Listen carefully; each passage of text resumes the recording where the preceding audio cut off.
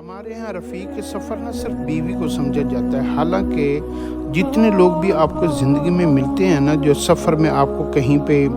اکٹھے ہو جائیں، کہیں کاروبار میں اچانک کہیں ایک میٹنگ میں ملاقات ہو جائے، پھر کبھی نہ ملاقات ہو، وہ بھی آپ کے رفیق ہیں۔ جن سے آپ کو کوئی اجنبی آپ سے مل لے، وہ بھی آپ کا رفیق ہے۔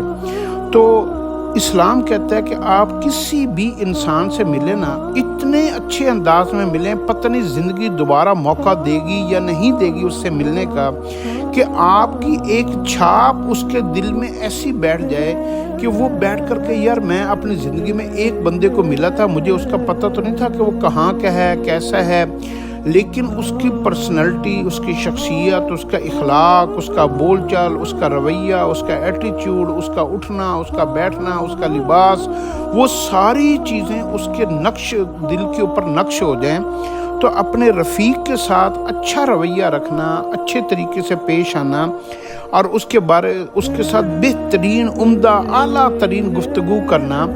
یہ بھی ایک زندگی کا انداز ہے۔ اور پھر آپ کا جو رفیق ہوگا، جب آپ بہت زیادہ ویل مینرڈ ہو کر اس سے بات کریں گے، تو آپ کا رفیق بھی آپ کو اپنی سب سے تجربے کی بہترین جو اس کے اخلاق ہوگے، وہ اس کے ساتھ آپ کے ساتھ پیش آئے گا۔ قرآن کہتا ہے کہ اپنے رفیق، اپنے ساتھی کے ساتھ بہترین سلوک کرو۔ کچھ کھا رہے ہو سفر میں تو تھوڑا سا اس کو پیش کرو، کوئی بات کر رہے ہو تو آپ اس سے جو ہے نا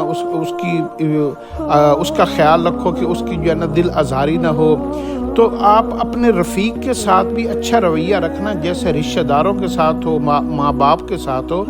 اس کو بھی اسلام کہتا ہے کہ یہ بھی باعث بخشش بن جاتا ہے۔ اللہ کے ہاں کوئی بھی عمل قبول ہو جائے تو اپنے جو بھی آپ کو زندگی میں ساتھی ملیں، اچانک ملاقات ہو جائے، میٹنگ میں ہو جائے، کسی کانفرنس میں ہو جائے، تو اس کی ہمیشہ اس کا خیال رکھیں اور اس کو اپنی زندگی میں اس کو امپورٹنس دیں، اور اس طریقے سے آپ کی PR، آپ کی پہچان جو ہے نا آگے بڑھتی ہے۔